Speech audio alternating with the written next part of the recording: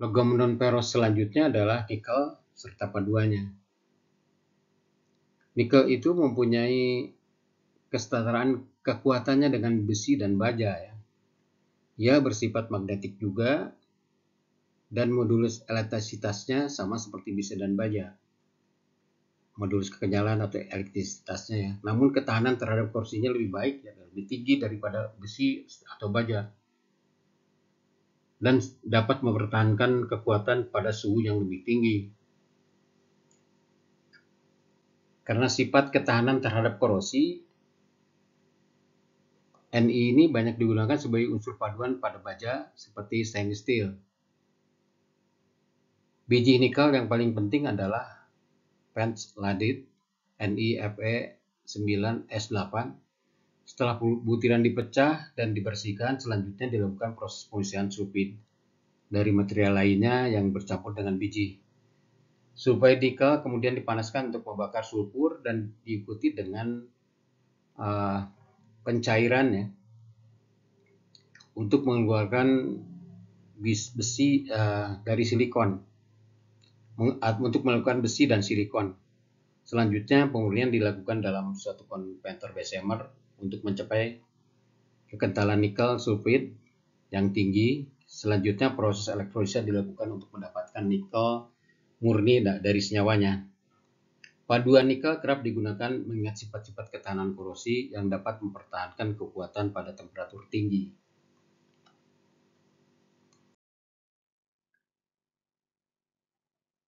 Logam non-ferrous berikutnya adalah titanium dan paduannya.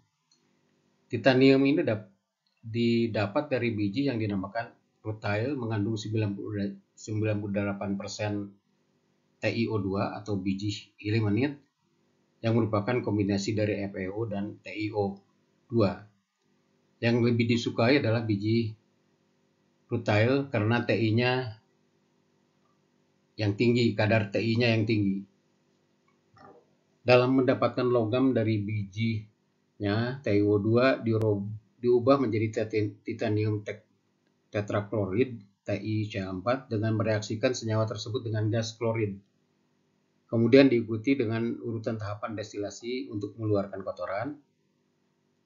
Larutan TiC4 yang sangat pekat. Kemudian untuk mendapatkan Ei dari larutan TiC4 direaksikan dengan magnesium. Proses ini disebut proses Corol ya.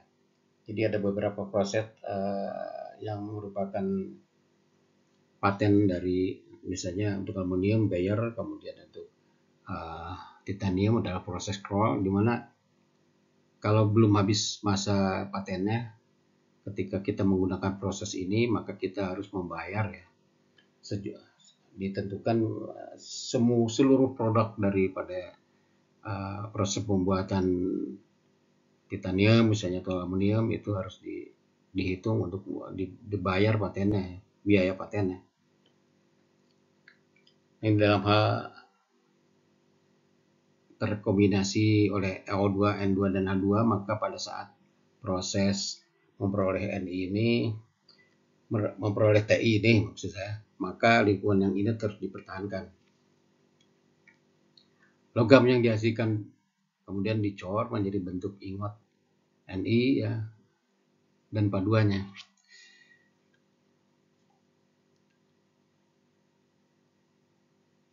Maaf, maksud saya ingot Ti ya, bukan ingot Ni. Unsur paduan pada titanium adalah aluminium, tin, vanadium, koper, dan magnesium. Dalam keadaan murni, titanium digunakan sebagai pelapis untuk mencegah korosi pada logam yang dilapis.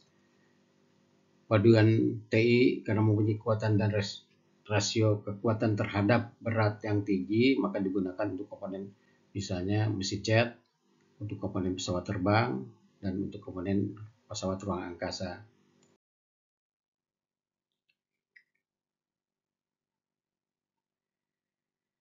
Logam non-ferrous berikutnya adalah seng atau zinc. Sifat titik cairnya rendah dari seng ini, maka banyak digunakan sebagai bahan coran dan sebagai bahan pelapis pada baja guna mencegah terhadap korosi, terjadinya korosi atau menghindari korosi dari sebuah baja, maka baja tadi dilapis dengan seng. Contohnya adalah misalnya baja galvanis adalah baja yang dilapisi dengan seng ya. Baja galvanis itu Anda bisa lihat juga dari pipa galvanis ya, kemudian baja-baja profil yang digalvanis juga. Nah, seng ini terdapat di dalam alam terikat secara kimia dalam biji seperti dalam biji sphalerite. Zat N terikat dalam zinc sulfide CnS. Biji seng yang lain adalah smithsonite. Cn terikat di dalam zinc carbonate CnCO3 dan hemimorphite yang merupakan hydrozinc silikat Cn4SiO2 O7OH dan H2O ya. Sphalerite diangkut dari penambangan kemudian pecah-pecah dan digerus menjadi debu atau menjadi serbuk. Selanjutnya dipanaskan dalam tanur-tanur penggarangan untuk menghilangkan berlerangnya dihilangkan. Peleburan ini dilakukan dalam konverter dengan bahan bakar kokas. Seng keluar dari peleburan dalam bentuk uap, selanjutnya dikondensasikan menjadi padat. Seng mentah ini kemudian diproses lebih lanjut lagi dalam tanur pemurnian dan cairan seng dicor menjadi bentuk tertentu.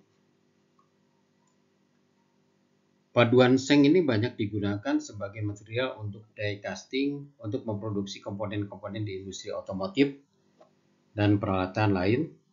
Penggunaan lain daripada seng adalah sebagai bahan pelapis pada baja galvanis, seperti tadi saya sampaikan. Seng juga dipakai sebagai unsur paduan pada tembaga untuk membuat beras atau kuningan, seperti tadi kita pada saat membahas tembaga. Bahan paduan yang digunakan untuk seng, untuk dipadu dengan seng, ya aluminium, magnesium, dan kufur ya, dan tembaga. Penggunaan utama adalah bentuk galvanis baja dan besi, die casting, bahan paduan pada kuningan. Selanjutnya kita akan membahas juga mengenai logam non-ferrous timbal dan timah. Lead atau timbal dan timah kerap dipandang sebagai satu kesatuan karena temperatur percairan rendah dan karena dibuat menjadi paduan untuk solder yang digunakan untuk penyambungan dalam pekerjaan yang menyangkut kelistrikan. Pemakaian lain dari paduan lead dan tin adalah pipa, sliding bearing atau bantalan luncur dalam bahasa Indonesianya, tin cans, dan peredam getaran. Timah mempunyai titik cair yang lebih rendah daripada timbal, kekuatan dan kekerasannya rendah, tetapi mempunyai kekenyalan yang tinggi.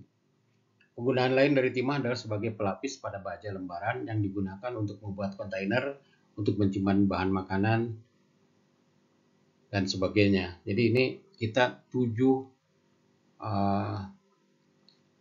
logam non-ferrous telah kita bahas, dan perlu saya sampaikan bahwa pembahasan ini secara singkat dan dalam garis besarnya saja.